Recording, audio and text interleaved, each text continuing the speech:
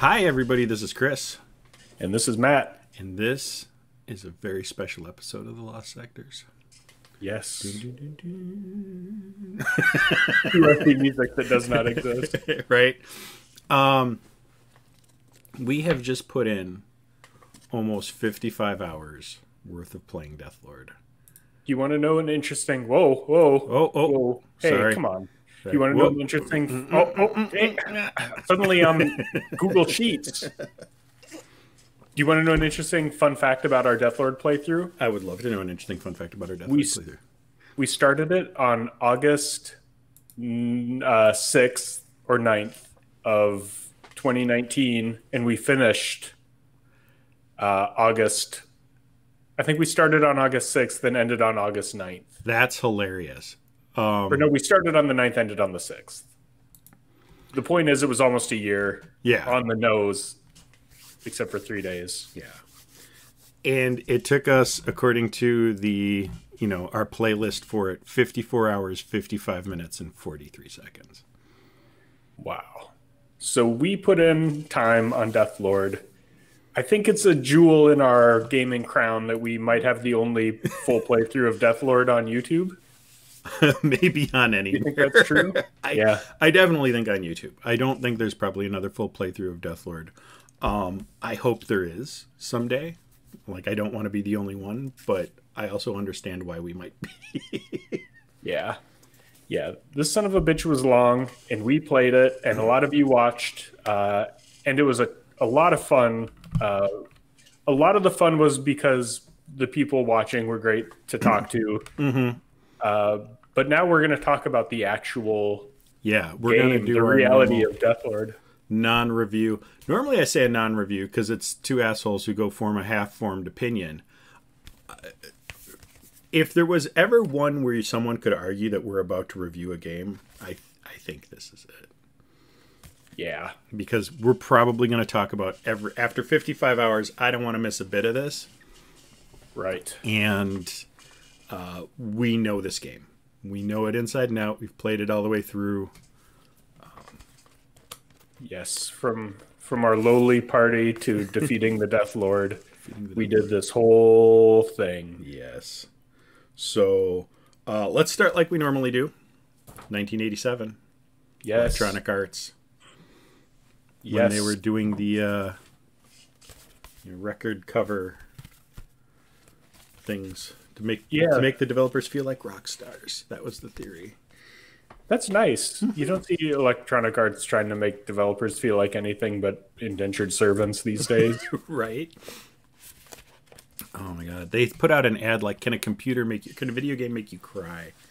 And they were trying to push art as make video games art is what they wanted to do.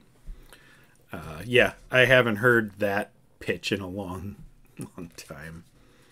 So, in a way, video games have made me cry. Good job, Electronic Arts.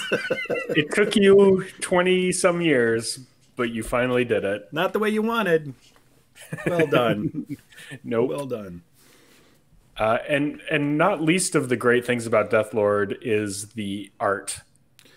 It is fantastic.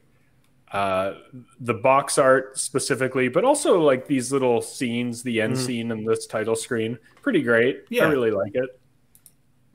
I'm going to get it playing in the background here for us. Not that anyone who's been watching hasn't probably seen Deathlord at this point, but it's nice to have a little bit of movement in the background while we do stuff here. So go ahead. I was going to say, I found it interesting that if you go back and read reviews of Deathlord, they're largely negative.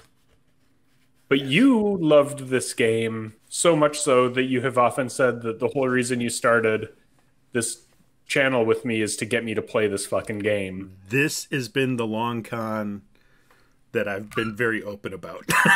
It's not much of a con, more of a, it's happening someday, but I wanted to build a sort of background, like let you feel some of the abuses of things like Wizardry and Ultima 3 and some of these sort of get your palate acclimated to Deathlord. Because if you just go in and try to play this game, like if this is your first introduction to CRPGs, God help you, you're screwed. You're gonna hate these. Yeah. The barrier to entry is so high. I think we spent our first probably hour just rolling up the characters because there's so many classes and races, and there's alignment issues in your party. So it takes a lot of energy even to get through that. Well, let's take a moment about character creation, because there's a couple aspects, and this is where this is going to be a hard one for us to talk about, because everything we talk about pulls multiple threads. So when we talk about character creation, there's the random stats I want to talk about, the races and classes I want to talk about, the manual I want to talk about. Oh, yes. So what one of those do you want to start with? Let's talk about the classes. Okay. Because I think the first thing you'll notice when you start this game is that none of the classes are anything you've ever recognized, with the exception of maybe like ninja. Yeah, ninja and samurai you've probably heard of before, but the rest definitely not.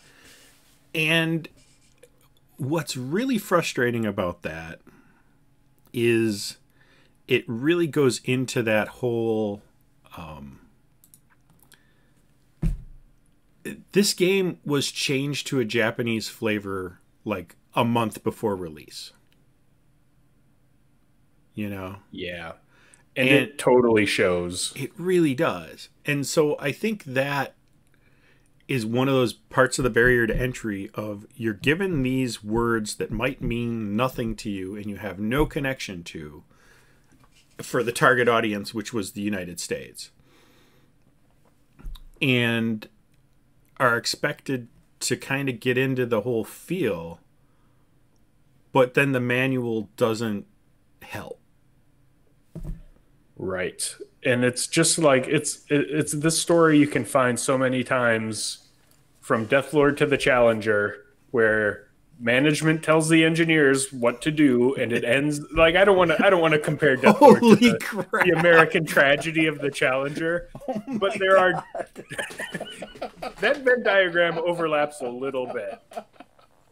You're not wrong, but holy shit! Oh, just like don't come in at the last minute and fuck with it. Just listen to the engineers. I'm sure they were like, it's fine. We don't need to make it Japanese. People are going to play it. I'm sorry. Oh, it's like Chernobyl, Challenger, and Deathlord are probably like the big three. Holy shit. Okay. I'm sorry, everyone. He sat through 55 hours of Deathlord only to get this mess. Only to just have me get to an annoying laugh so annoying that it stopped making sound. It just... Oh my god. I think what bothers me about that is you're completely not wrong. Totally.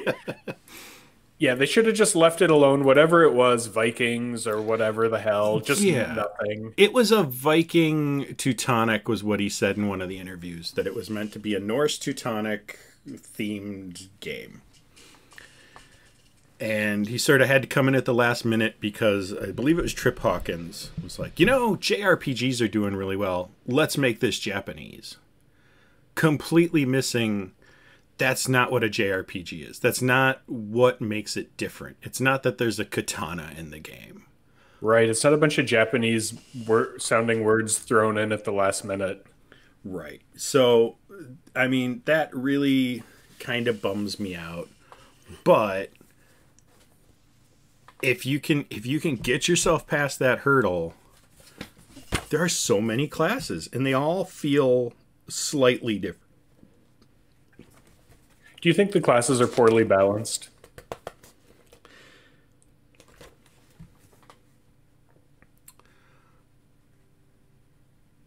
Aside from the one that's just like a peasant who's totally useless, but I don't know why they put in the game. I was going to say, there's this peasant class that's sort of a thing. I We think definitely had favorites. we definitely had favorites. I think the races are poorly balanced. And we'll talk about that in a second when we talk about races. I think the classes are fine. I think they really nailed spreading out. So there's your typical, you're a guy up front with all the armor and weapons, and then slowly like peel weapons back and do different things with them, or maybe you're a thief skills or some stuff like that in the middle. Back to your wizard in robes with a staff and like a handful of spells at the beginning, and you're going to get pounded on, but by the time you're done, you're the clutch hitter casting just opening a portal to the sun is one of the 8th level spells. Right. So, but there's so many classes that, and because they're not named anything we connect with, they just get lost in this weird, murky soup of character classes where like, oh, you're kind of a wizard, but you're also kind of a something else, and it's really annoying. That's really the problem. Is there's 4 different types of spellcasters. And unlike the game Bard's Tale, where eventually you can keep switching and learn all the spells as you go through the game, no, you know what I mean? Like, you are that set of spells, and that's just your set of spells. And when you get to the max spells, you're done. That's all you're going to be able to learn. Mm-hmm. But I feel like each of them really served a different purpose and really felt different. Like, none of our spellcasters felt the same. Yeah, but then you take like Stumpy Jenkins, who was he like a rangery kind of character? Mm-hmm. Yeah. Him? And he had like a handful of spells, but really, like, at the end of the day, if we had never cast a spell with him, it would have been pretty much the same gameplay. It would have, but if we had played more like I played back as a kid, and like most people who would maybe play this without any spoilers, he would have hit level 24, where he could have cured illness. You would have ground him until he could cast the Walk on Water spell. There were spells with him we just never got to. True. I mean, that's really... And here's the thing. That was his strata of spells. But there's no reason you couldn't have switched him for the Paladin class that would have cast the Shy Sai spells and brought the Druid class. You know what I mean? Like, you could move those around and I think still have a good time. We wanted to get through this efficiently, so we took sort of an optimized party. Right. Other than Tim. Other than Tim. Other than Tim. Yeah, I don't know. At least in my experience, I didn't think it was totally necessary to have that many classes. And like, yeah, it was nice to throw a couple little heals around, or walking on water would have been great. But you have 3 characters in the front ranks who can attack, 3 in the back. So really, like, when you're in combat, you want to attack with your front people. Right. You don't want them casting spells. So that relegates all the spell casting to just walking around. Well, but then there's the thing that I think is a really interesting balance in this game. Do not let me forget verbs and nouns. But that... So you've got 4 types of spell casters and room for 3 of them in your party. Yeah. Would we have been better off? Here's a question. I'm going to reboot time. We're going to have to play this all again. Would you rather like switch a Stumpy out, who was our rangery guy, and then Tim was our illusionist, and maybe make a fighter who can cast illusion spells and have a full-on second healer guy where Stumpy's spells went up really fast? You know what I'm saying? More healing. Yeah, you end up healing a lot. Like you you need to heal in this game quite a bit. And it's not like, actually, hang on here. Oh, are you going into the manual? I'm in the manual. I'm looking up the spells here. So, like, one of the things that illusionist has is he has a mass attack spell at first level. No one else has that. But it's not very powerful, and he gets his next real attack spell at 4th level spells, which is actually not 4th level because it's old D&D rules. So it's level 10 for him. Yeah, that's quite a gap. It's quite a gap. Where if we had taken the Shizen in his place, the druid character, he wouldn't have gotten any offensive spells sort of right away. Oh, he does. Isn't Hibana a first level spell? That's Tim's. That's the illusionist. That's okay. Level. Right. Yeah. That's the illusionist, yeah. But then the druid would get a mass attack spell at 3rd level, so actually only 6th. At 6th level, he would have had a mass attack. So when you ask, are they balanced well? Like, I could see switching either of those out, having a different feel of a game, and still not feel like it's out of balance. So in spite of all the stuff that's in there, I actually do feel like it's kind of balanced. Yeah, I suppose you're right. I still stand by my statement that that number of classes is unnecessary, but you are right. Like, you can fine tune your experience, and like, if you love to grind, then maybe you want one of those people who has the huge gap in spells between level 1 and level 10, because you're just, you're going to grind up there and it's going to be fun the whole time you're doing it, you know? Well, and you also have classes like the ninja. Like, we had Houdat. And in the beginning, worthless. Just a worthless class. At the end, his AC was so high because it went up with every level that no one hit him. Right. You know? So... And that's what's fun about classes like that, or like monkey kind of classes. And I mean, it's cool to be able to play whatever you want, if that's the experience you want to have. You can definitely build it with these parties, but man, you're going to spend probably a good hour in the manual trying to keep straight your Sukenja from your, until shy size. Until you really get the hang of it, yes, absolutely. When you've played it enough, or you're to sort of get into the thing, like by the time you were done, you're just like, see, Toto. Blah, blah, blah. You had certain muscle memory for some of the things you did, because there's a lot, but there isn't too much. There's enough that you feel like you're gaining something. But not the other thing. Here's the other thing that helps class balance that I think is an interesting decision, and I want your take on it. We're kind of drifting into combat here a little bit. You don't gain attacks or damage with levels as fighters. It is strictly a weapon-based, cap. Yes. So you do more damage, but the number of attacks is based on your weapon. Right. I always enjoyed, getting to the end of the game and having a ninja who gets to attack 80 times every time. Like, I find that really satisfying. I like that kind of, OP feeling character development. So I did kind of miss it, because it never really gets totally badass in Deathlord. You get like a handful of attacks, 3 or 4 or whatever. And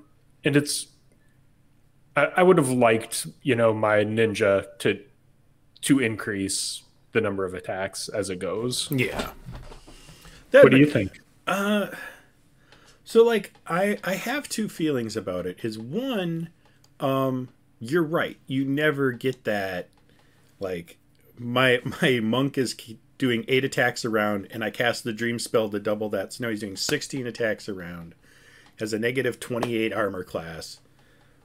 It's just insane, and oh boy, is it fun to go up against like 80 gold dragons and just...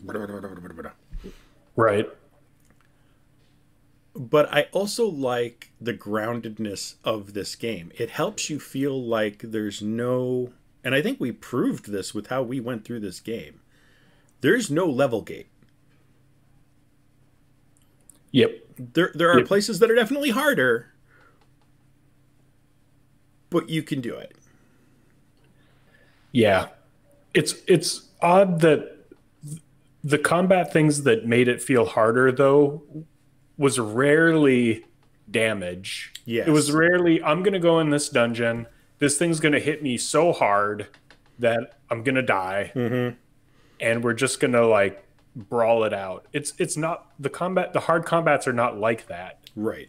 They are that you get slain or that you get stoned. And I don't like that as much. Like I like a good Final Fantasy style, standing there doing 20,000 damage and 30 attacks around, and like that's kind of what I enjoy in late game RPGs. Mm-hmm. And Deathlord, it's just like, oh yeah, you got slain. Sorry, it happened really fast, and like all of a sudden you're dead. Yeah, it definitely has that old school D&D save versus death mechanic, where it's not a skill or a trick or a tactic or anything other than just if you're make your save, you live. If you don't, you die. Yeah, it's never how long can you last in combat. It's how quick can you get out of combat. Mm-hmm. That's a difference. And I think I would rather spend the time slogging out in a long combat than just trying to plow through a quickie, because the stakes are so high. Yeah. You're never eking by. You're rarely eking by and getting out of a combat with like 5 hit points, mm-hmm. and sweating your balls off about it. It's just like, oh, everyone died or everyone got level drained. Okay. Yeah. Let's talk about that. I was about to bring it up. I'm glad you mentioned it first. Of all the things that plagued us in Deathlord, I think we complained about level drain the most. Time after time, we avoided whole dungeons. We did everything we could. We save scummed everything we could to stop from getting level drained in Deathlord. Mm-hmm. And it's a terrible mechanic, especially in Deathlord when the levels matter so much and it's so hard to get them. Hate the level drain. Yeah, I mean, I know we just said your characters never get completely overpowered because of levels, but they also, a couple levels here or there, sort of make the difference between whether you make that save versus slain. You can probably get in, you can probably make your rolls, you can do some save mechanics to kind of get you in there, you can cast fleas to get out and stuff like that. You can make it work, you can do all this. But you never see your XP going up. So you're never getting that feel of progression from just combat. You're not getting that dopamine reward. Mm-hmm. So when you lose a level, that's what it's taking away. We're killing a character, nothing of value is lost. You've got to restore them through a spell or through some money at a temple. But you can get it back. You can go back to where you were. But with a level drain, it's more... You can technically raise your level again,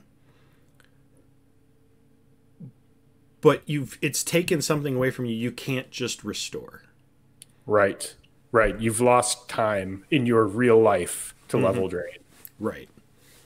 And this is one of the things, like, I feel like you've lost time in your real life to taking someone back to a temple to resurrect, but it's not proportional. It's a little bit of time for a resurrection. It's maybe 4 or 5 hours of gameplay at a handicap to get back just to where you were, and then you can start again. Right. If you don't get level drained again, because it happens quite often. Yes. And it happens multiple times in a single combat. Mm-hmm. And that is inexcusable to me. Like, you should never... Like, we're pretty fast and loose with save scumming because we play games so fast, but you should never feel bad about save scumming Deathlord. Never. The manual tells you to. Yeah. Manual's like, save in case something goes wrong on a second disc. So if you're playing old school on a Commodore, and this is how I did it as a kid, and it still took me a year and a half to get through everything. There's the thing, too. We talked about, I said this took like 55 hours to get through. We rushed. Oh, yeah, we went fast. We booked it through this game. So you need to spend like an hour a week in Deathlord for a year to beat it if you're going quickly. That's insane. That's just, it's an insane amount of game. And part of that is due to the scope of the world. And I know we've skipped races and we should probably go back and do that, but I also, we're kind of on scope of the world here for a moment. So let's talk about, Yeah. It's huge. There's 16 continents, is that correct? There's 800 dungeons, is that right? Something like that. I think there's 120 some dungeon levels. Let me Google. It is a huge world, and a lot of it is water. And the game kind of assumes that you're slowly crawling through the world and mapping. We did not do that because it would be dreadful to watch. But the world is massive. The dungeons are massive. The world is massive. It's just a big, big place. So 157 dungeon levels in the game. Yeah. You do not need to go to all of them, which I think is really interesting. And if you've played before or look up the words online, you need to go to none of them. Oh, that's not true. You need to go to at least 16 of them because hell is a dungeon. Oh, sure. But you're going to want to, right? Because so much of the game is grinding. Dungeons. Yeah, grinding in dungeons. And this is one of the things I've always really liked about the game. This is a really fun game to grind, especially if you've never seen it before, because the dungeons are maniacal but interesting. Yes. Yep, they really are. And you can wander around. One thing that's very interesting about the dungeons is that it's not always clear when you've changed levels on a dungeon.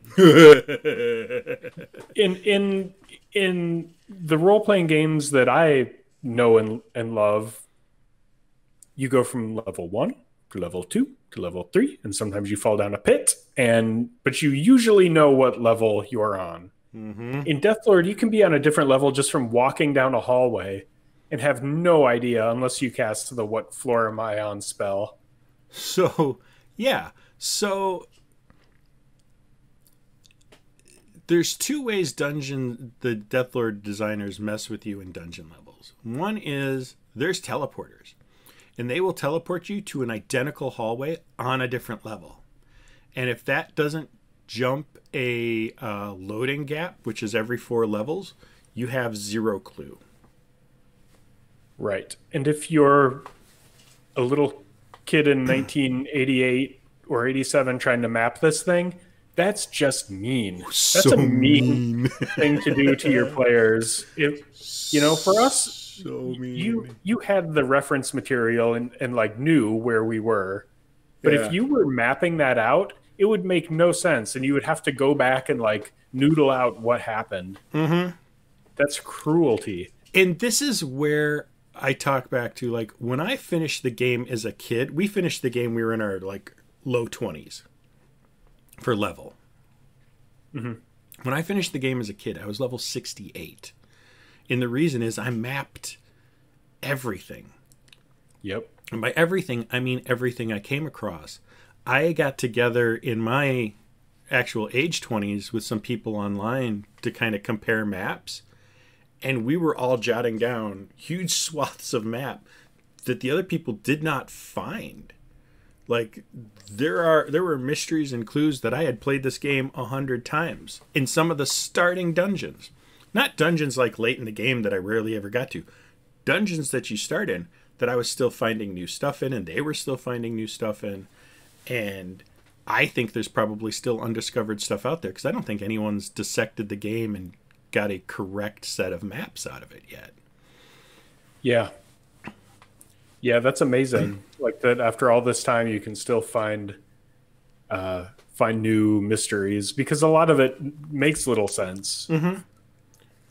That was largely my take on exploring this world. Yeah. The dungeons. The overworld makes sense. It's big and it's hard to navigate, but the dungeons make little sense. It's really easy to get lost, and they just like leave you down there with the level drain guys and the slayer guys, and like that's it.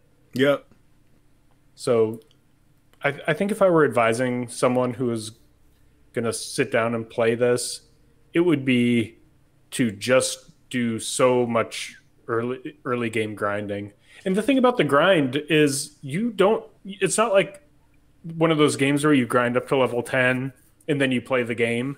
You're grinding this whole game because so much of it is so hard. Right. But if you have chosen like not to get the maps, the grinding will be natural through exploration. You will not notice the grinding. Specifically because, like we said, there's no level gates. This area is completely off to you. By the time you're done finding what you need to get to the next place, you're fine. Mm-hmm. You're going to absolutely 100% be fine. Which is an interesting pacing item. Because, like, if you ask me how this game was paced, I would say, meh, not great. But it sounds like if you are doing it the way you're talking about, it would be well paced. It was, well, so it's sort of improperly paced, but the other direction.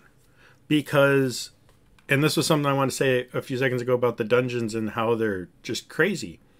Deathlord is not afraid to put something necessary for you to figure out what to do next behind illusionary walls and secret doors and teleport traps and just impossible to visually recognize the problem. That is the big story with Deathlord. The secret doors, the secret walls, all the hidden shit it's everywhere. It's not like Wolfenstein 3D or Doom, where it's like, oh, there's nice stuff in here. Good for you for finding it. No, it's like you're going to be stuck here until you find it. And the mechanics behind finding it are pretty bad. Yeah, I think. I was going to say, if you played like the original Legend of Zelda, where there's just put a bomb on this wall for absolutely no reason and you'll find a cave, and maybe that cave will be good and maybe you'll pay for door repair. If you're like, that's pretty good, but I'm a good gamer and I need something a little harder, have we got a game for you. with Legend of Zelda, it was like you could kind of get a sense for where these things were. And maybe you could do that in Deathlord, but not really. Because in Deathlord, there's invisible walls that you can just walk through. And then there's walls that you have to search. And you often have to search them multiple times. That is, however, one of my biggest just bullshit. That is not okay to do, in my opinion, because it's a red herring, because you'll search and search and search. Maybe you search 5 times and you don't find anything. Right. Well, the 6th time, there it is. Mm-hmm. Fuck that. Yeah, no, that is one of the few things. One of the many things. There you go. That's better. That is sort of patently unfair.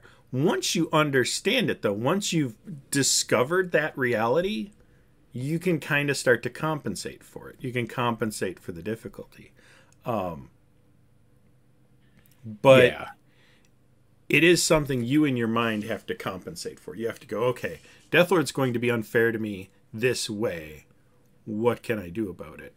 Deathlord's going to do these sort of tricky things to me. What can I do about it?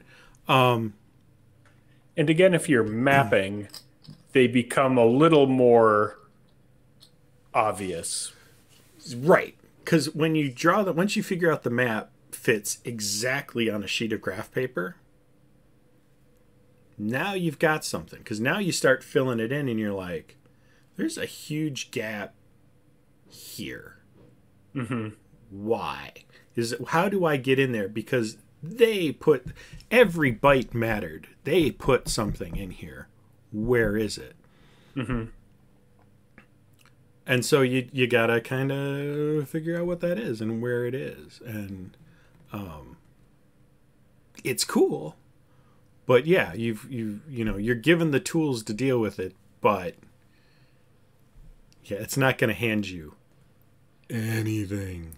Well, like it's out of the gate, it's unkind, but then to make it mechanically challenging on top of being opaque, Mm-hmm.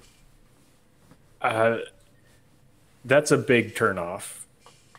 It is. It can be. It absolutely can be. You have to be the sort of person who like when I said the original level of Legend of Zelda with secrets, but this is harder. If you just were like, ooh, I'm serious. We've got a game for you. If you're like, oh, fuck Zelda, there's nothing I'm going to do that's going to save this game for you. And that's too bad because it's a real experience. But I also understand. If that ain't your jam, it ain't your jam. If you're impatient and prone to anger, like I am, I would not recommend this. I think if you... how much would you charge an hour to walk someone through Deathlord? Like if they wanted to PayPal you for Deathlord consultation. We'd have to have an initial interview and I'd have to give an estimate. Because there are some people, there are some personalities I would do almost for free. Not for free, but almost for free. Mm-hmm. There are some level people who you're going to have to hand over some cash because this is going to be a long one. Yep. Or I get to shit on you the whole time. Like, one of the two. There will be a cost to my advice. Right. Because that's the best way to play this, with Chris telling you exactly where to go and what to do. Mm-hmm. That was nice. Yeah. Having Tiny Chris on your shoulder and sometimes being able to go, hey, just explore around. This is a safe spot. You're safe here. Enjoy this moment. And then, okay, you need to go 2, 3, step. Right. The mazes in this game, there's so many mazes, and the mazes have teleporters in them and secret doors. It's a lot of mazy mazes. Really difficult. And the stakes are high because you'll get killed in the mazes. So let me tell you, the teleporters, we keep talking about the teleporters, and I said that's a way to change levels, but I mentioned there was another way. And this is the one that drives Mapper Me insane. Every dungeon is loaded in 4-level chunks. So when you go into the dungeon, it loads the first 4 levels into memory. And it does that in sort of 4 quadrants. So level 1, level 2, level 3, level 4. 1 is in the northwest, 4 is in the southeast, and it kind of goes across like that. If you walk far enough east on level 1 without going down any stairs, you will be on level 2. Mm-hmm. Because reasons. Yeah. And so, like, there were a couple dungeons where me was like, I've run out of graph paper and that's breaking the rules. Deathlord's not afraid to set up rules and then break them. Not all the time. Just often enough to keep you on your toes going, are they breaking the rules here? Did I miss something? Or not? We have to talk about the Doors dungeon, and this seems like a good time to talk about it. The Doors dungeon is one of the worst dungeons to play in video game history. I thought you were going to say one of the worst ones in Deathlord. I'm like, it's got to be the worst, doesn't it? But you're right. In video game history, Probably one of the worst. Maybe top 10. I haven't Maybe done the number legwork one. to really know. Yeah, there's probably something worse than that. Probably a water dungeon somewhere. Oh yeah. But or a sewer level, if you want to call that a dungeon. There's definitely something that's worse. Oh god, yeah. But it starts out with you go into a dungeon and there's a few like tiles that look like open doors around you and a sign, and then everything else for the first 4 levels, every tile looks like a door. Only some of them are real doors. The rest are walls that look like doors. But you can still try to smash them. You sure and can. when you smash them, you get hurt. Right. So you can smash yourself to death in the first 4 floors of this dungeon very easily. Very easily if you're not paying attention. And it's a dungeon that does the sideways trick on top of that, where you can like go across and get through floor levels like that. And then the bottom 4 are what looks like an endless diagonal hallway, where when you get far enough down to an end, it teleports you to one of the other levels in what looks like an identical spot. And so you feel like you're traveling forever, and if you're not casting the spell to tell how deep you are, you're not sure which part of it you're on. And it made mapping miserable. But this is the part of this dungeon I wanted to talk about, because all the other ones, the words are on the bottom level of the dungeon. In this case, it would have been level 8. This one tells you the word is on level 7. If you get all the way down to level 8, you will find a secret door that takes you to a gate where you can look through and see the word, but you cannot open the gate. Can't be done.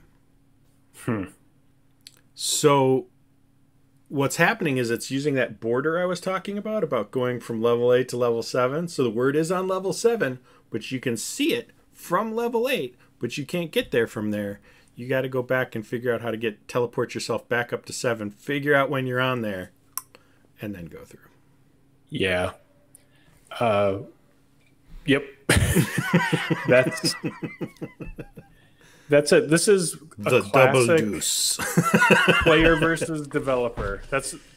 There's like Questron, you don't feel like you're up against some malicious, mean developer who hates you because of some reason. I don't know why.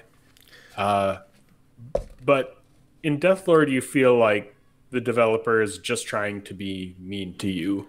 Well, and so I immediately had 2 thoughts on that. There's a personal one for you and there's a general one. I'm going to do the personal one for you first because we'll spend less time on it.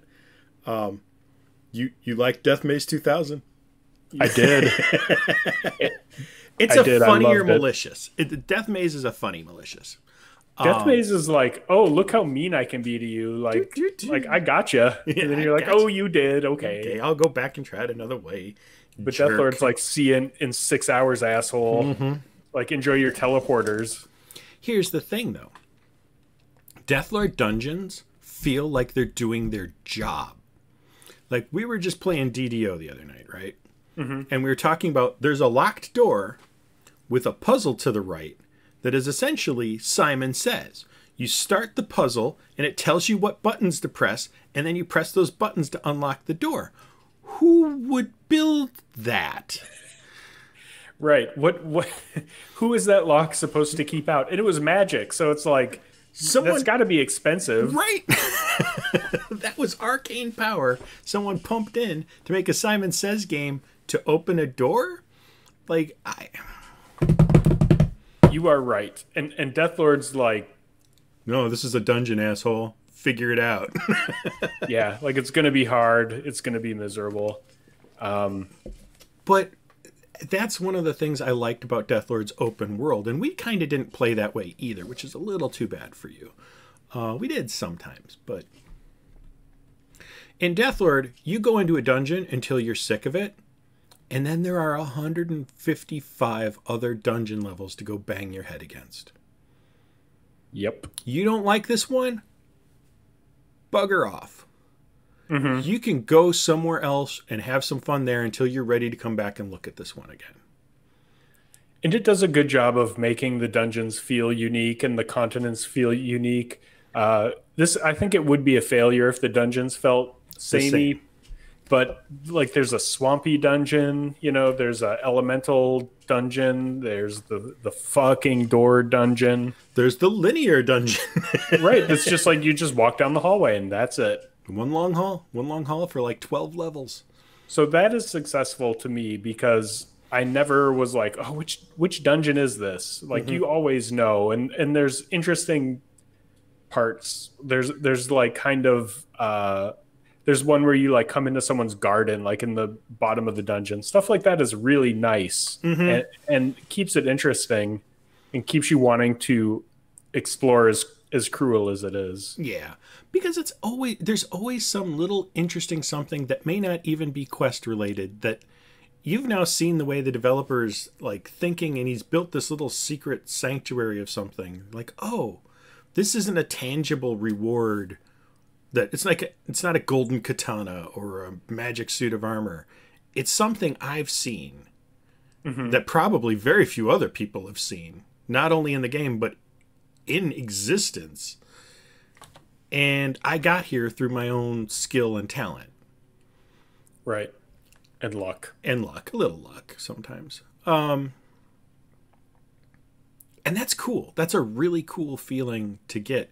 And I can't think of another game that's ever given it to me. Not on this level. Not like this.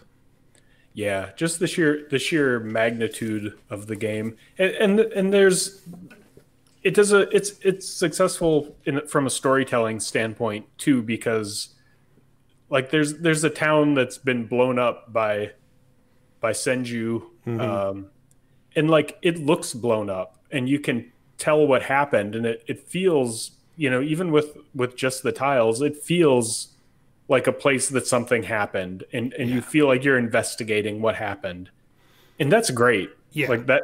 Those are the times that Deathlord was really, really successful to me. This is one of the few RPGs from that era that really believed in show, don't tell. Don't spell it out in like some guy who's just giving a wall of exposition. You're like, Senju's town was attacked, go find out what happened. And you like make your way through the town and you get to Senju's residence, and it's just a blast crater of darkness and shadow, and you're like, oh. Like, and then like one pristine section in the middle, like he nuked it. Like yep. He nuked this area. Nice one, Senju. Yeah. Do you think this is derivative of Ultima 3? Do I think this is derivative of Ultima 3? We should talk about that. I know we got a lot else to talk about, but do I think it's derivative of Ultima 3? Or derivative of anything? I guess most notably Ultima. Yeah, because Lord British was in talks to do a distribution deal with Electronic Arts.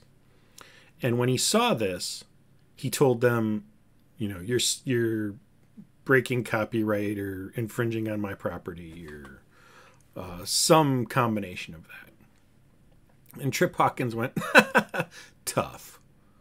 If you want to know why Garriott later went on to make all the pirates name something based on EA things, you're looking at it. This is why. He felt they stole from him for this. I don't buy it. Sorry. I don't either. For starters, I mean, you don't get to, if we're going to claim ownership of tile-based RPGs, then I have to take you all the way back to the Plato system in the mid-70s for Petit 5. And if you play that and then you look at something like Ultima 1, you're going to go, this has already been done. In fact, if you guys are listening still and haven't heard of the Plato system, go find out about it. Almost everything we do today was done in the late 60s, early 70s on this system, and then it faded into obscurity. But almost every sort of internet group or thing happened already in a microcosm, popped, and no one remembers. And it's kind of sad. Message boards, chat rooms, online gaming, precursors to MMOs where you're all playing in an RPG together online, real-time strategy games, just amazing stuff on this sort of private network predating the internet. It's just... Anyway, on there was the first CRPG that we still have access to. There's rumors of one before it, but it's gone. It's deleted. We'll never find it. It shows a little guy with a sword and a shield in the wrong hands. He's left-handed sword fighter. Looks awful lot like the Ultima guy. And he moves around a dungeon of tiles, fighting monsters as they pop up. It's just the natural way to do a D&D game. Right. I don't,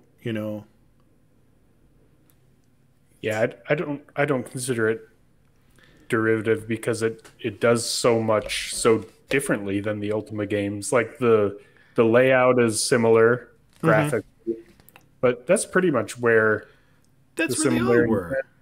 Yeah, right. They all look like that. Wizardry looked like that on the Apple too. Bard's Tale looked like that on the Apple and Commodore. There's, your view portal's in the upper left. Your notes are on the right or underneath or some combination of that L shape. And yeah, I mean, sorry, it's like trying to claim right mouse buttons. It's just, right. Sorry. Where would we be if Lord British had made that deal? If it weren't for Deathlord, I wonder. I think Origin wouldn't have been bought by Electronic Arts. It would have been semi-influenced by them, but a few years later, his brother kind of wanted out, but they needed more money to... What's going on here? Whoa, I don't remember this screen. Oh, I know what happened. There are Krakens in... There are Krakens in here. Yeah, I reloaded a quick save at this part in my recording and was still during the Goonies era.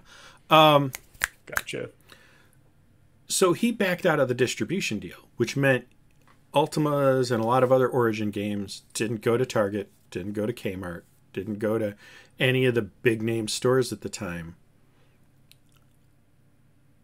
Instead, things like Bard's Tale did. Mm-hmm. I saw Bard's Tale 2 at Target. That's where I wanted to buy it. Ultima games, I had to wait until we finally got a software store in our mall. Yeah. And that was not right away for me. Right. Man, growing up in rural areas and liking computers is not a good combination. Yeah. So I have to think he would have had enough money coming in due to his extra distribution channels that he wouldn't have needed to sell to them at the time he was growing. And we might not have had what we had with Origin. That said, are you ready for me to piss off like a bunch of our viewers? Please. Origin is an overrated company. It's good. Wow. Made a lot of good games. Yeah. But I've been thinking about this the last couple of days, and I'm like, they made some good games, but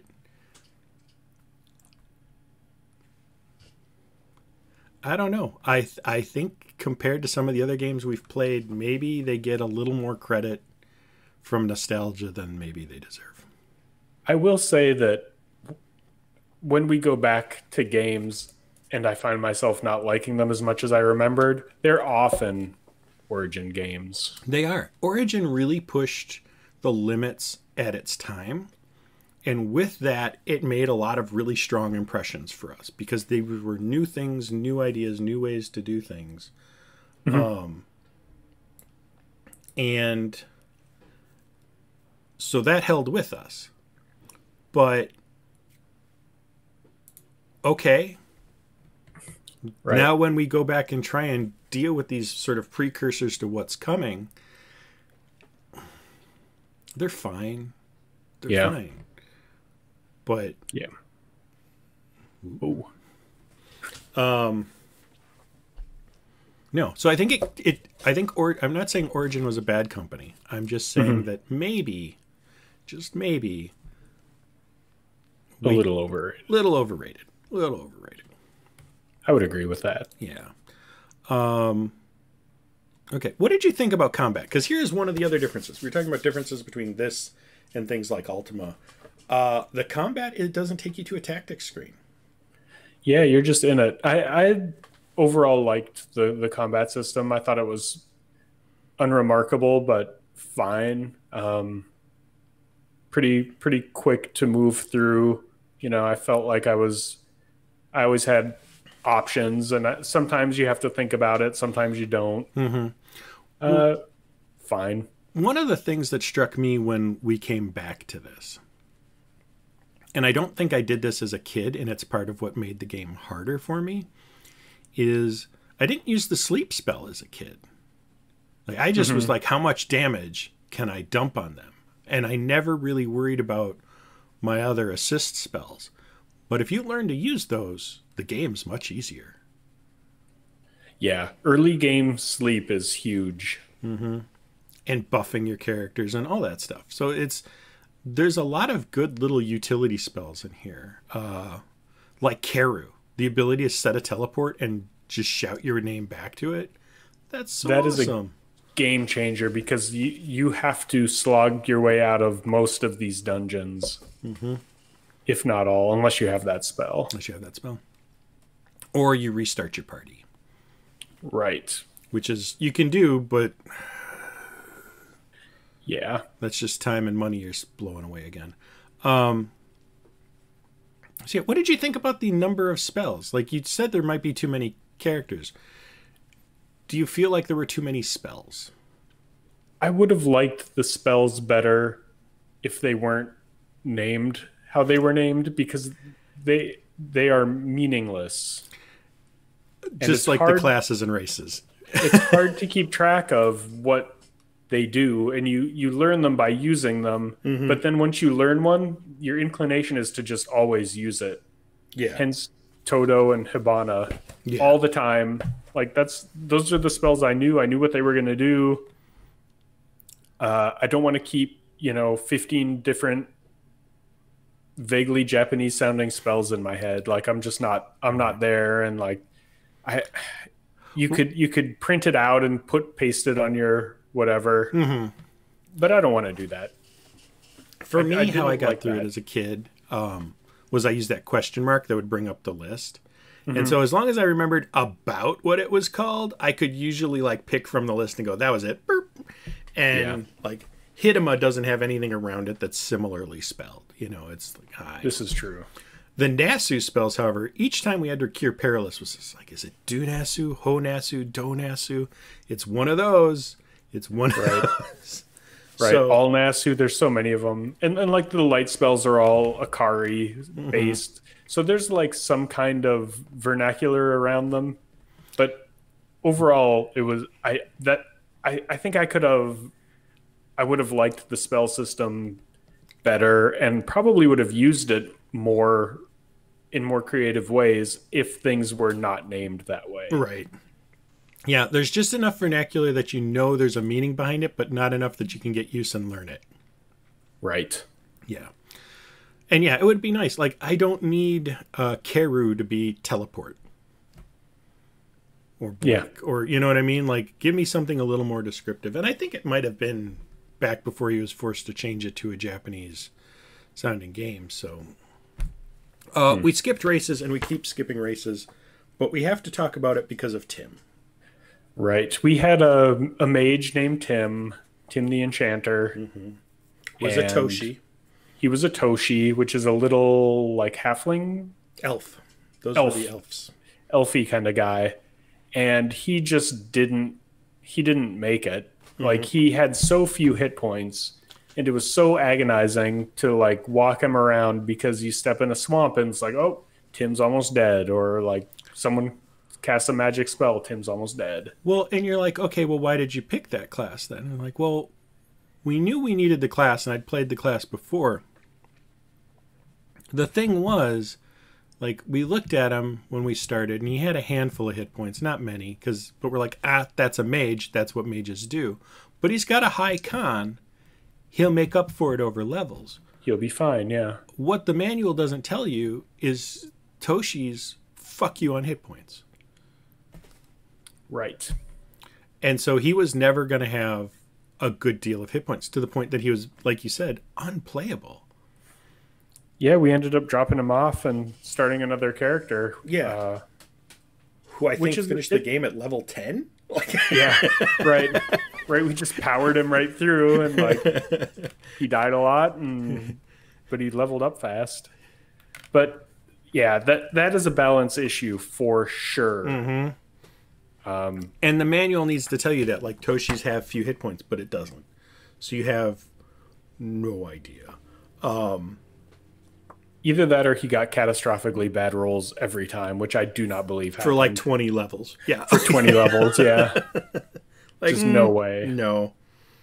So there's some things that you won't find out about until you play, and that's kind of cool to discover things, but at the same time, that's not fair to handicap the player on that sort of... You need to know what you're aiming with to know what you want to aim for. And this is taking away what you're aiming with. And it's the same thing with the classes. Like, there's quite a few races, and they all have analogs in you know, popular culture, so you can kind of get a sense for what they are. Like we were saying, Toshis are elves. Yeah. Man, it would have been nice to just make them be elves or whatever. Like, just give me something I can connect with. Well, and there's sort of the funny thing that I think, like, if you come from, like, when Square makes Final Fantasy and they ship it over here, they may leave something like Samurai, or they may change it to Fighter, but I promise you, they're not making a Toshi race. They're going to change it to Elves to localize it for that audience. And not doing that to literally delocalize the game. Mm-hmm.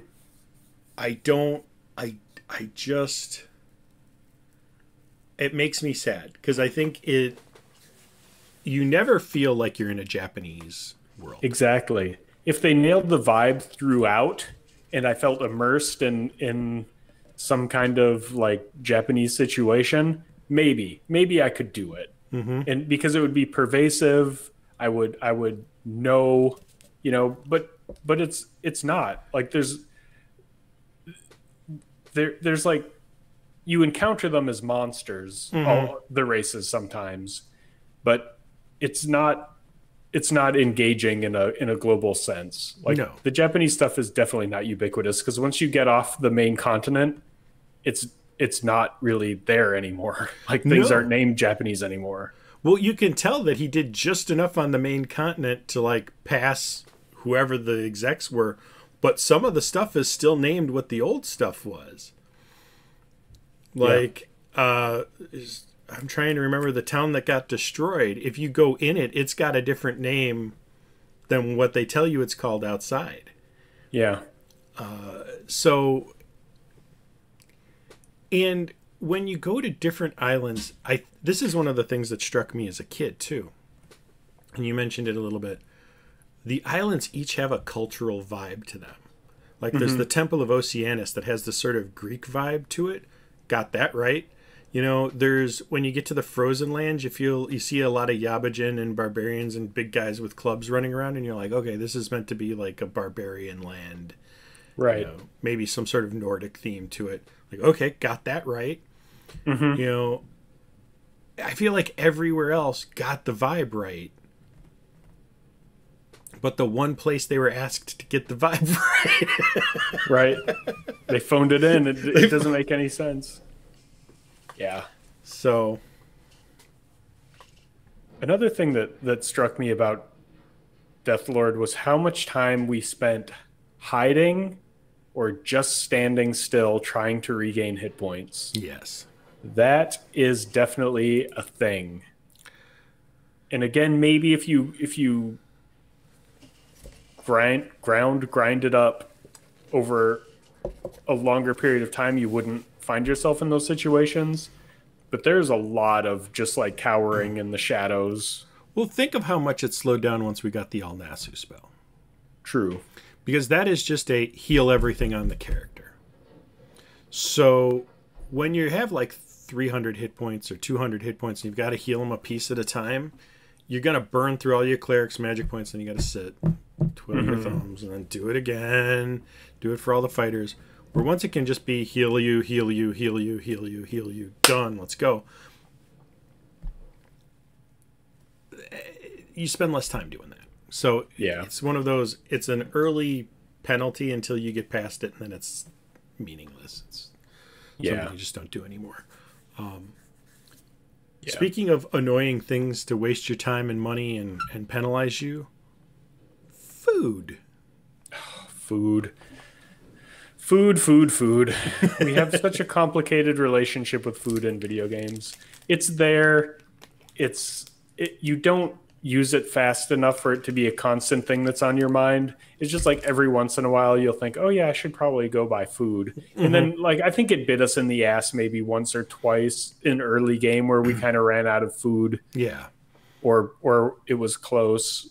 But largely not a very meaningful game mechanic. It does its job. But really what stops you from standing around the most is that the monsters kind of spawn and come and get you, and you can't hide everywhere. Right. So the food is very secondary when it comes to being a stick. Yeah, I don't feel like food got in your way too much, but you could pull it out of the game and have the same experience. Yeah. My biggest problem with food, and one of my biggest problems with Deathlord on the whole, is the interface. Buying food is very annoying. Buying anything is very annoying. And you really have to learn this kind of strange interface. Yeah. Because you have to like know that O is orate, and then you have to orate in a direction with a person, and you have to pool your gold to that person beforehand, and then you have to pool it to the next person, and you have to know exactly how much food you need to buy. Yeah, nothing is treated as party property. Nothing is, ever given easy to you. You don't get to see your information on the screen you're buying through. There's no like fill my food. Yeah. Top us off. Yep. And throughout the game, those interfaces are a problem, I think. Yeah. Well, and this goes back to something I asked you to remind me of before with the verbs and nouns. Because I had this epiphany the other day about these old CRPG video games. And there are two entirely different mindsets in terms of how you interact with the game. Are you verb-oriented or noun-oriented?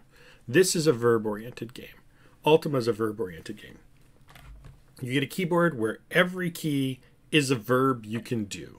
You can rest, you can wear something, you can smash something, you can open something. Yell or sleep or something. Sometimes you got to double up with controls, but every key is giving you a command, and then you're choosing a noun to act on. And maybe that noun does something cool with that verb, and maybe it doesn't. On the other hand, you have things like Wizardry and Bard's Tale and a lot of the more third-person view or first-person view games where it's all noun-oriented. If you want to cast a spell, you don't hit C to cast and then pick the noun you're using. You go to the person and see what they can do.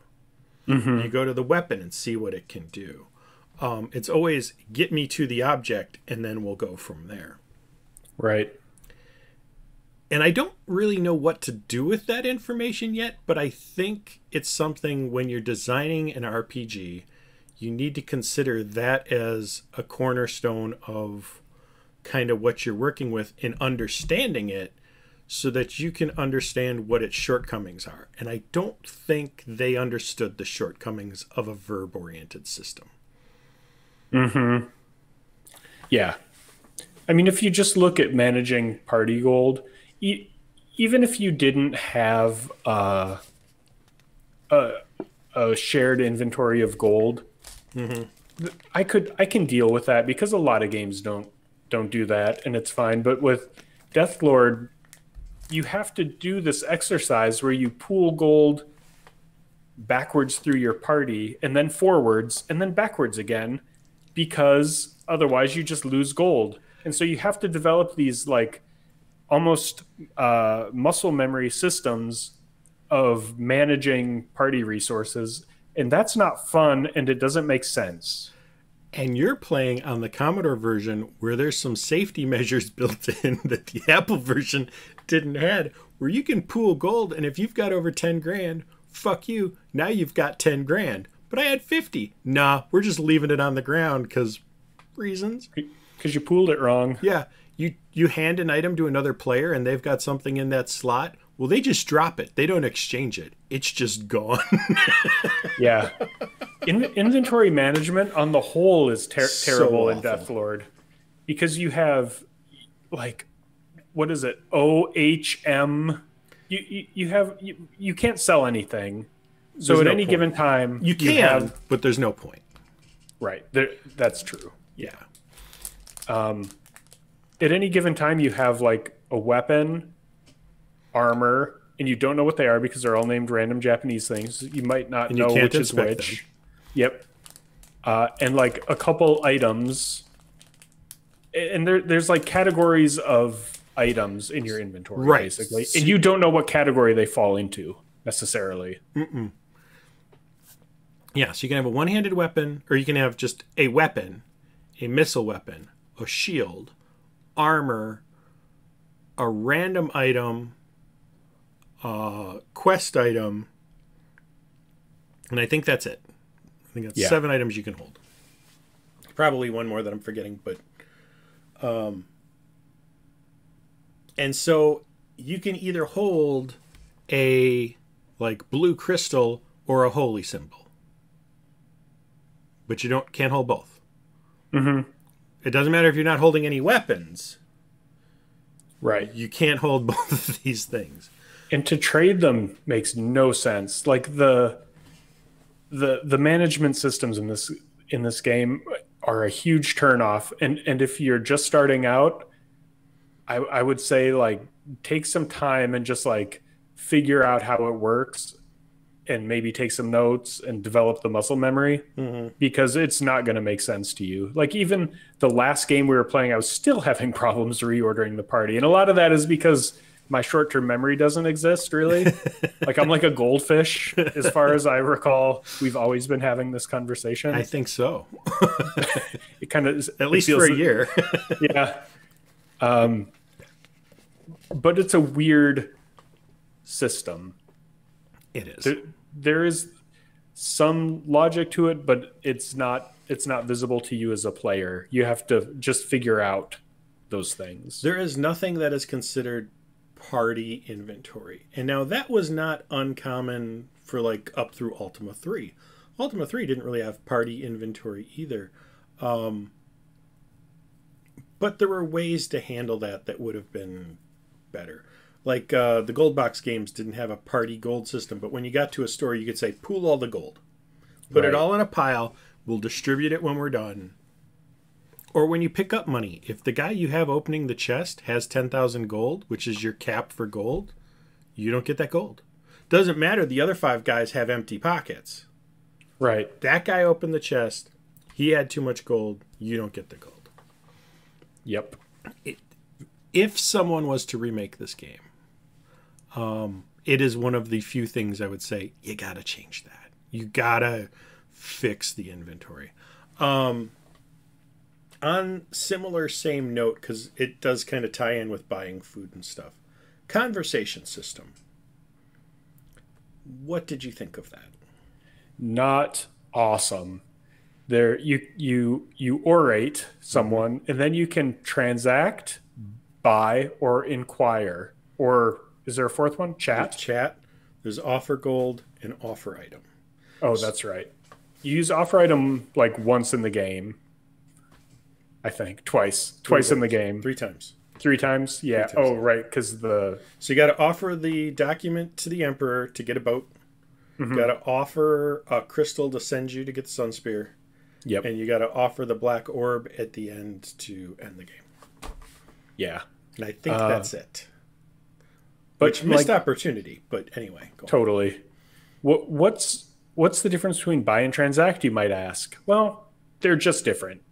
It doesn't mean anything. Like buy is like buy in the store. Right. Or what's the difference between chat and transact then? There is none. It's just another... It's talk. So it's chat and talk. S talk, would be I'm sell. sorry. So that would be the other one we forgot.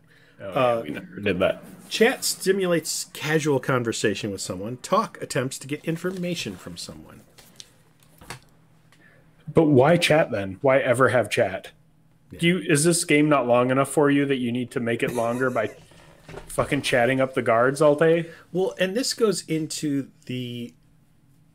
And as I'm talking about this, the verb and noun thing, and I'm realizing that Electronic Arts was mostly a noun-based game company with Wasteland and this and other stuff like that.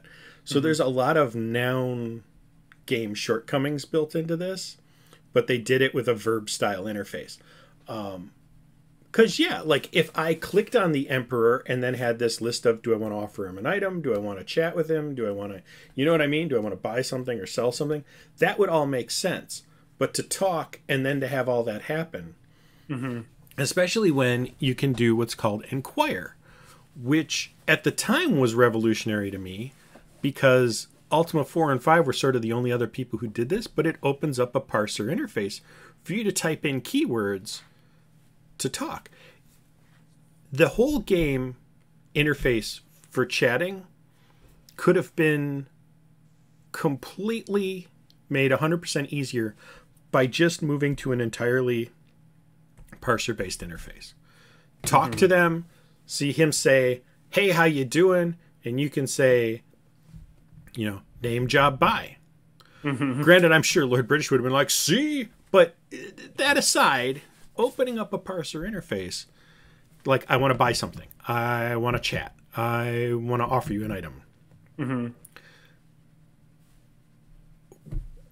I don't think we would have felt the same frustration. Right. And it's frustrating how inconsistent it is.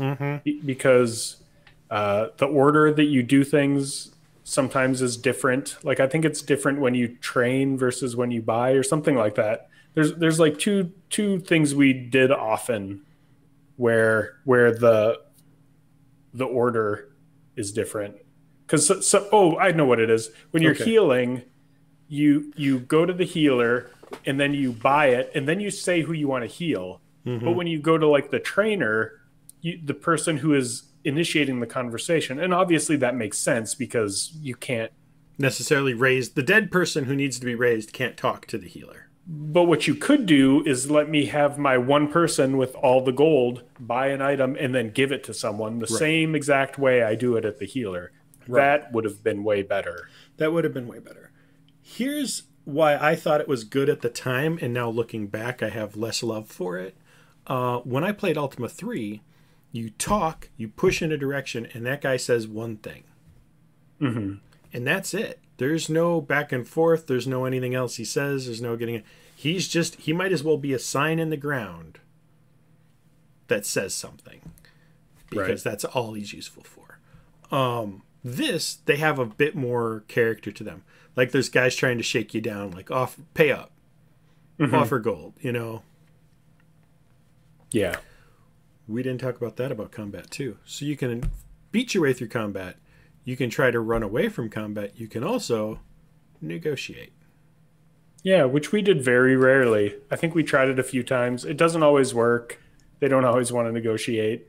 And sometimes they'll say, hey, pay 1,000 gold. You give it to them, and then they say sucker and keep attacking you. Right. This is like more Deathlord than Deathlord. Oh my god. It's not worth it. It's an interesting mechanic. I think it's cool. Right. But man, yeah, that's a real kick in the teeth when they call you a sucker and kick your ass anyway. Because you don't like negotiate your way out of combat for your own convenience. That's Right. for sure. You do it because you're in trouble. Right. So that they take the money and then keep attacking anyway. God damn, that's mean. That's And then the money's gone. Like, it's not like you get it. Yeah, you kill them, you don't get it back. It's just gone. They put it in their interdimensional pouch or something and give it to the other monsters because it is gone. We talked a little bit about how there were different graphic vibes based on the tiles. What did you think of the graphics overall?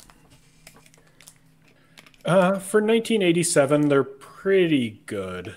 Like the landscapes look different where you go, and a lot of it's just colors, but it feels different.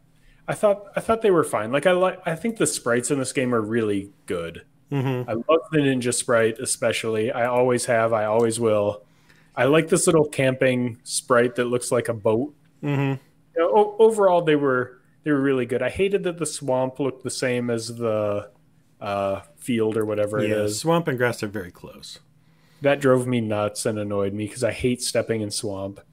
But I liked the bad guy tiles a lot. I thought they were really varied and interesting, and you kind of know what's what when you see them. And you can almost, like, if you haven't seen something before, you can kind of guess that you're going to be in maybe some trouble in a minute. One of the things I liked about the bad guy tiles that Ultima never, or I shouldn't say never, but it took them a long time to do, and then they didn't do as well. They had a remarkable use of color for a lot of this game. They did a lot with color. And when you're doing that on the Commodore and Apple II, saying they did a lot with color is really a statement. Totally. Thoughts on the sound? Sound. Was there sound? Yeah. It wasn't annoying. I mean, that's the nicest thing you can say about the sound in these games. I mean, it wasn't obtrusive. Right. No music anywhere No at all. music Ever. at all. No mood setting music. And But maybe that would have... I wonder if that would have made all the difference. Like, we talk about how there was no Japanese vibe to this game, even though it was supposed to be. I wonder if just some music that really helped sell that home would have been what it took. Yeah, it definitely would have helped. Like, it worked for us because we're streaming it and people want to hear our charming commentary and not necessarily some, like, crappy speaker music, PC speaker music. Right. But overall, yeah, it was unobtrusive. It gives you decent feedback on what's happening. In the next breath, someone might have made auto duel music, and then the game would have been relegated to the trash bin. Yeah.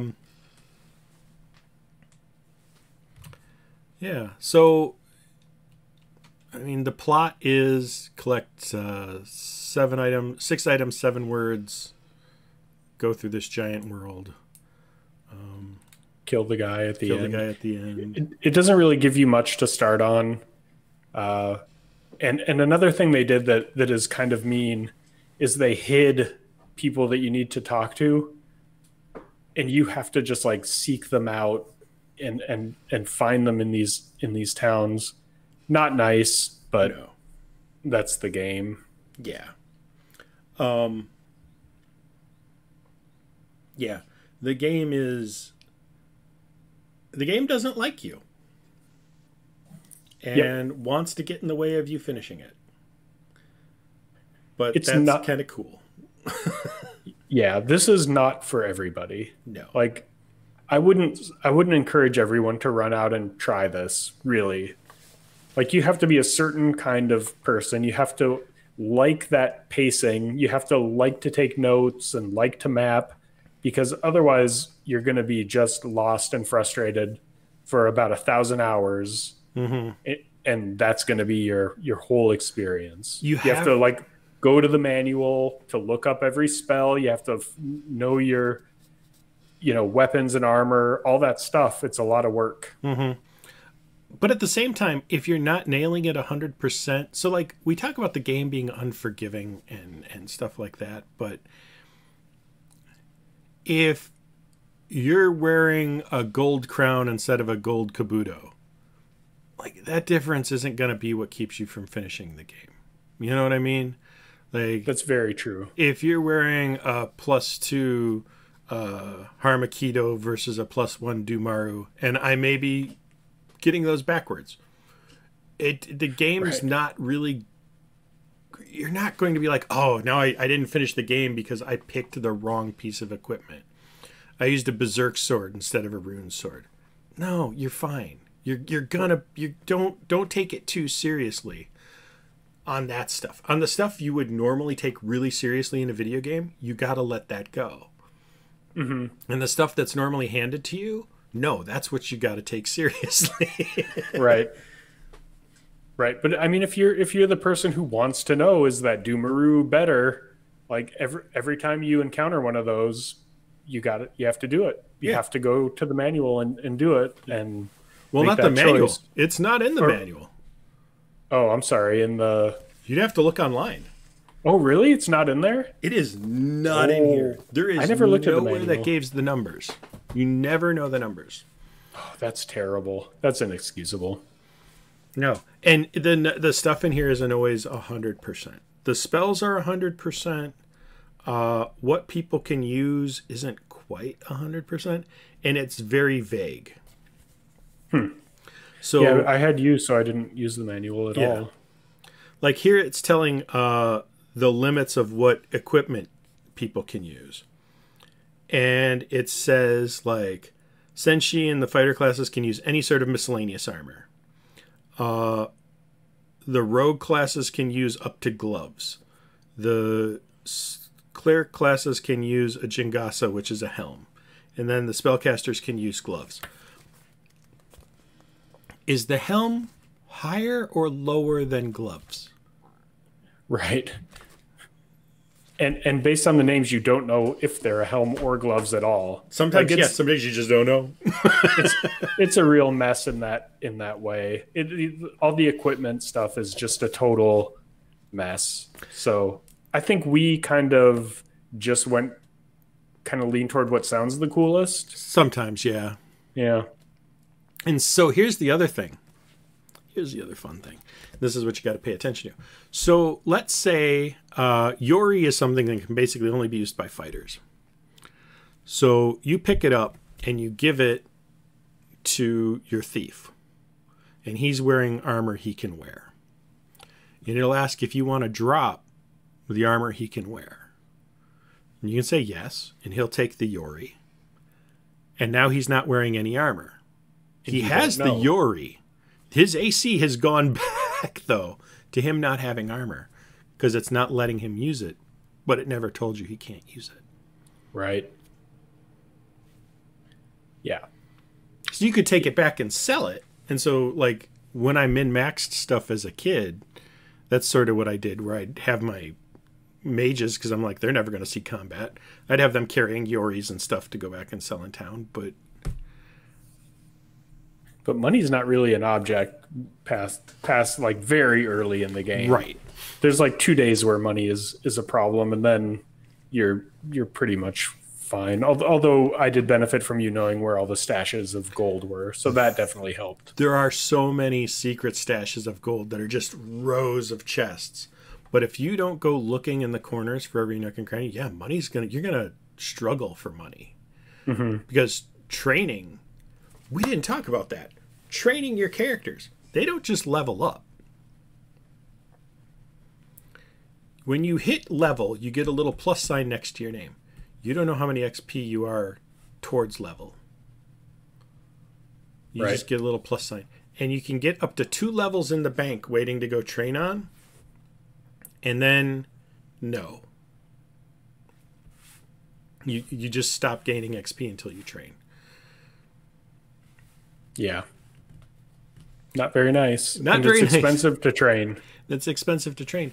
The thing I kind of liked about that, though, is when I play a game like Ultima or something else like that, and I see a guy who's leveled up, I'll look at everyone else and be like, how close are they to level? Do I want to stand down here and grind? And then I start getting that grinding feeling because I'm down there just to earn XP instead of playing the game. So I do have some mixed feelings on that as a mechanic, but I like to know where I am in my level up progress. My brain releases chemicals when I'm close. I guess I'd rather see like a progress bar, something that hints at it, but you're not sitting there going, okay, I need to kill 4 more, Obaques or whatever there, Kaibu, to get this guy to his next level. And so I'm going to go find those 4. Like you feel a lot less murder hobo. You're in there for a reason. You're trying to do something. There are a couple places where we murder hoboed it, but mostly we went into dungeons to do something and then we got out. Yeah. Okay. The last thing I got in my notes, Pinnacle and Pit, Matt. Oh God. The Pit was I think one of the nights we got lost. No, I think the Pit was definitely the dungeon with the doors. And you were telling me exactly where to go, and I was still annoyed by it. And I never was thinking I didn't want to play anymore because I just wanted to get through it. And I knew that you would find the way out and it would be okay. But I think if I were on my own, there are times that I probably would have quit. Which is why I'm glad we did this way. And of course, the peak is beating the game at 420. Yeah, that was just I was gonna try and time it, but that it just happened to time that way. Know. That's perfect. I mean, beating the end guy was the whole like end of the game was fantastic and really rewarding, and I was really glad we did it, and it was fun. Like it's weird for me, but like when you like, what's the Pinnacle and the Pit for me? I feel like with this game, and this is why I push it so hard, it's everything for both answers. That's so true.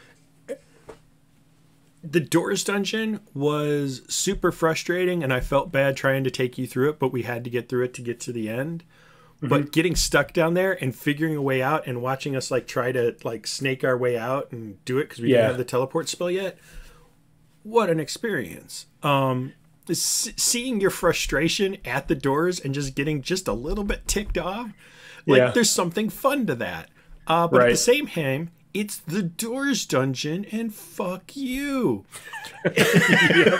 Exactly. Yeah, I was when you asked me that, I was thinking of that night where we got stuck and we just were like save scumming over and over again to try to like get a good spawn so we could snake our way out. And then I was like, wait, that's also that was the Pinnacle and the Pit. Like, that was a great moment because we did it, or maybe we didn't do it, but we like encountered it. It happened to us. Yeah, and we felt things about it. And yeah, it was both. And like even the end, obviously the end, I'm super thrilled about, but it's over. Yeah, it's over. Like we did DDO live on the Play channel a couple nights ago. It's fun. Yeah, it was fun. But I miss Deathlord. Yeah. You know, I miss that kind of sort of plaything. You know, getting started out. God, it's frustrating to worry about food and the equipment and just dealing with the goddamn inventory and trying to get your first couple levels just so you can start playing the game. But there's also something really exciting about teaching someone new how to play. And it is, like you said, there's never a point where you're like, oh, I'm going to sit here and knuckle it out and then drag my half-broken ass out of the dungeon with very few hit points. Well, levels 1 through 5, yeah, you kind of do. That's when you have that moment. Yeah, that's true. Once you get past level 10 and 15, no, you no longer have that moment. But the first part, and I think that's part of why, like, when I go back and play this game over and over, I usually get to about level 15, and then I start to peter out. Like, But But yeah, it's the whole thing. You could pick any point in the game, and I could tell you why that was the best and worst moment of us playing the game. And totally.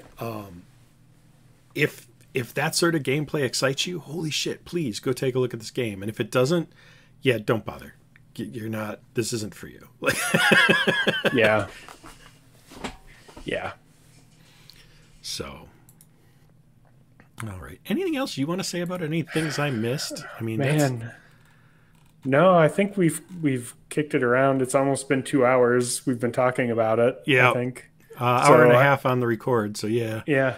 I think we've covered it. I mean, you could talk about this forever because there's so many things, but I think we covered. Yeah, there's what dungeon the experience secrets is like. I haven't figured out, and things I would love to go deeper into, but they're not important. They're not going to help you decide if you want to play this. They're not. They're bits of trivia that are cool to me and probably literally no one else. And I'm self-aware enough to know that. I care. I know. I care about Deathlord. Grudgingly, though. Grudgingly, yes. All right. So, on that note, then let's. We're still playing Crusader. We'll 2 weeks for that one because not this weekend, not the 29th. We'll record it on the 5th, put it up on the 6th. That's our next Origin game. An Origin game. I wonder why I had Origin being overrated on the mind. Yeah. Spoilers. Yeah. If anyone is an hour and a half in and fucking listening to us anymore. Probably not, but that's fine. Probably not. Spoilers. Short game. Gargamel breakdancing. Street Beat. Have you tried it yet? No. Oh, you absolutely have to. I'm excited about Street Beat. Oh my god, it's such a thing. So Street Beat, and then, like I said, our live play game is still on its way.